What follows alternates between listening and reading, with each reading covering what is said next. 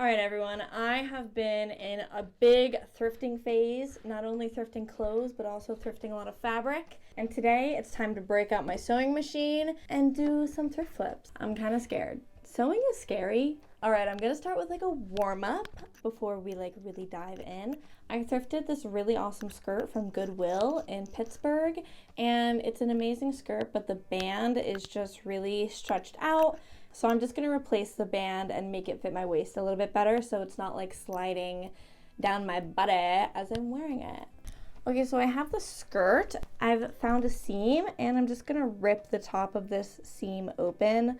This fabric is like really delicate and I don't want to seam rip the fabric by accident. I'm going to just try and pull out the elastic. Okay, that was a struggle. I've successfully found the elastic. Snip, snip. And let's pull the elastic out of here. Please don't be difficult. Please. Okay. All the elastic is out of the skirt. I'm now running into a new problem, which is that my elastic is white and the elastic that was previously in the skirt is black. What do you think? I did not anticipate that the color of the elastic would be a problem. I guess I could fold it down and then sew it. Time to measure the elastic.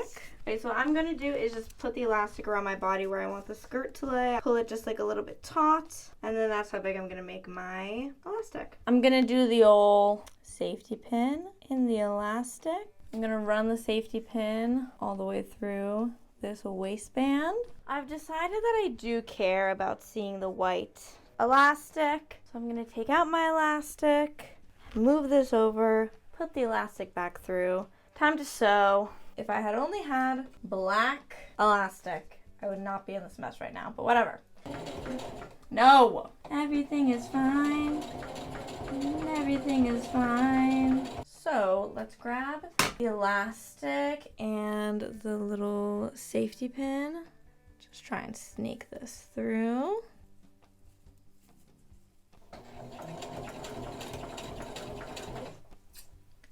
I'm gonna just finish sewing up this little gap to complete it, and then I'll show you the final result.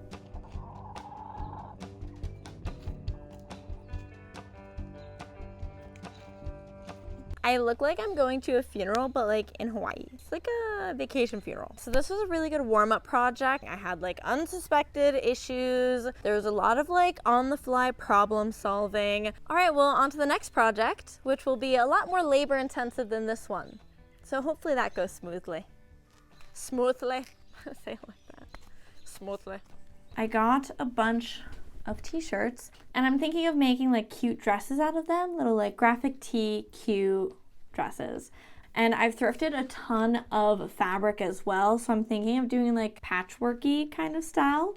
So let's start off with the Dragon Ball Z shirt first, and let me just find some fabrics and some moods for this shirt. Here are the different fabrics that I chose for the dress. I cut all the fabric the same size as a bandana, because that's the size reference that I had, and I cut out 6 squares of fabric in total.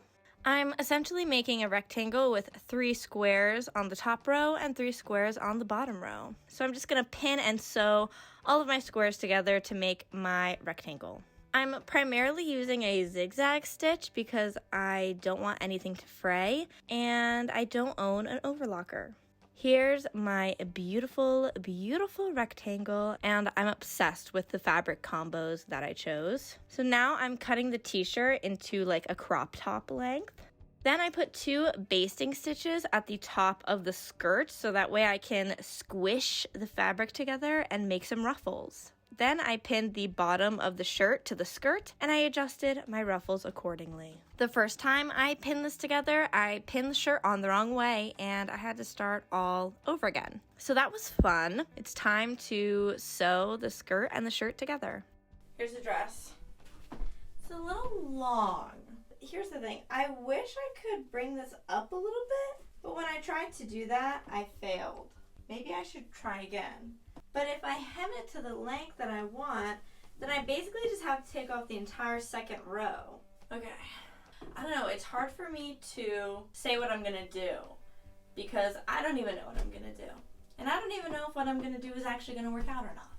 Let's tear this thing apart. It's the next day. Let's get this dress done so I can move on to the others. I did completely detach the skirt from the shirt, and then I also got rid of the second row of squares on the skirt. I forgot to film this part, but I did shorten the shirt as well, and then I reattached the skirt to the shirt. And yes, I was annoyed about ripping everything apart, even though I had no plan to begin with. You know, not a very Virgo thing of me to do. This is very outside my comfort zone. Okay. This is definitely cuter.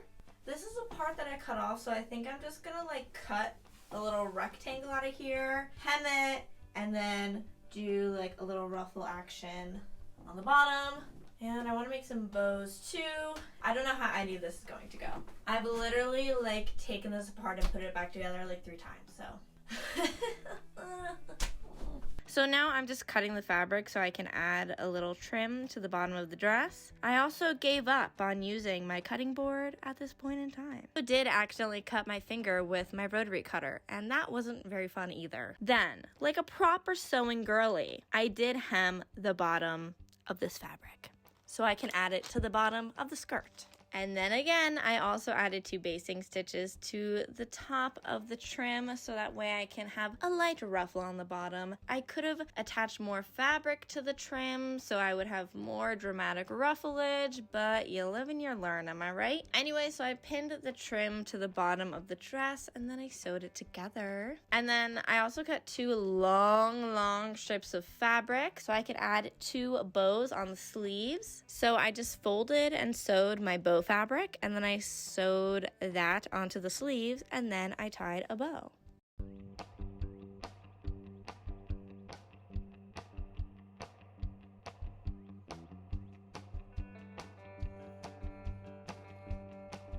Okay, I'll be honest, when I was ripping this apart for like the 3rd time, I was kind of like, this is the worst, why am I doing this to myself? Once I put on the dress and I got everything styled, I was like, wait a second, I'm amazing. This actually like doesn't look horrible. I think the vibe is like cottagecore anime, right? To give myself a couple of critiques, because we're all about self-reflection here. I think I should put the bows on the top of the shoulder, and then I should have given myself pockets, but I did not really plan far enough in advance for pockets. It's definitely not polished. Like, if you look a little too close, you can definitely see all of my mistakes, but we're not gonna think about that. We're not thinking about that right now. I literally had no plan, no sketch, no thought in the world of like how I was going to make this.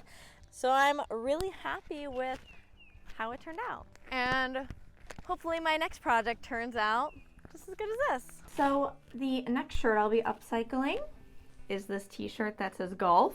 The only reason that I bought this is because it said golf. And Tyler, the creator, has a brand that has golf on everything. And that's really the only reason why I bought it. The color is going to be a little bit challenging. It's kind of giving like a rec basketball league. I was going to make this into a dress, but I just don't think it's giving dress energy. And I also just spent a lot of time on a dress. So I think I'm going to take this in a different direction.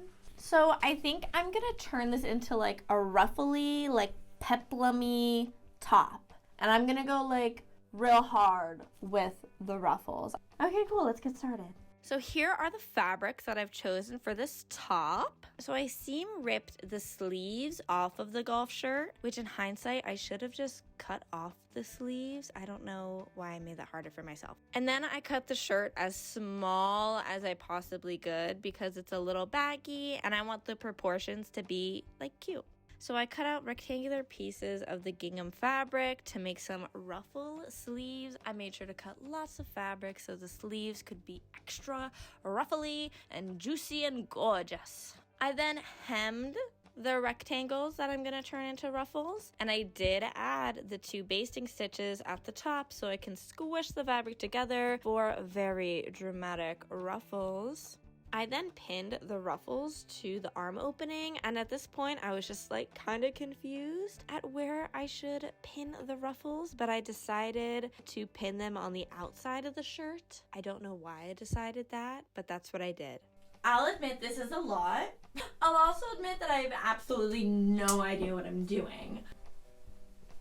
I'm really tired. Sewing is really hard. It's not easy peasy lemon squeezy, it's hard. It's hard, lemon hard. Okay, last day. I literally just need to make the bottom half of like a little peplum. I have done a lot of questionable things on this shirt. I'm gonna make the bottom part of this and make it like a little peplum-y, flowy shirt. Let's see, I think I'm just gonna cut up the fabric, put it together, do a little ruffle, and then sew it on and hope for the best. I feel like this video is a little chaotic. It's kind of hard for me to say what I'm going to do because I don't even know what I'm doing until I do it, and then it's done.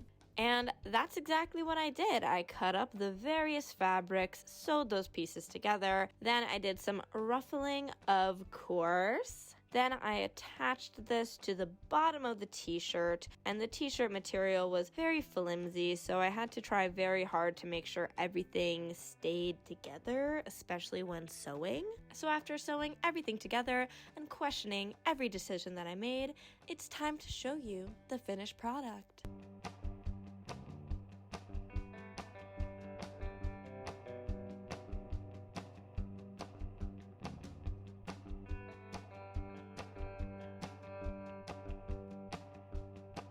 I have so many thoughts. This definitely isn't like the most polished thing I ever made, but it wasn't meant to be. There were definitely points where I overthought this, like putting the gingham fabric on top of the t-shirt versus like underneath and having like a seam. That might have looked a little bit more polished, but I don't know. I was just playing around with stuff and figuring stuff out. I was like, is this top gonna be too much?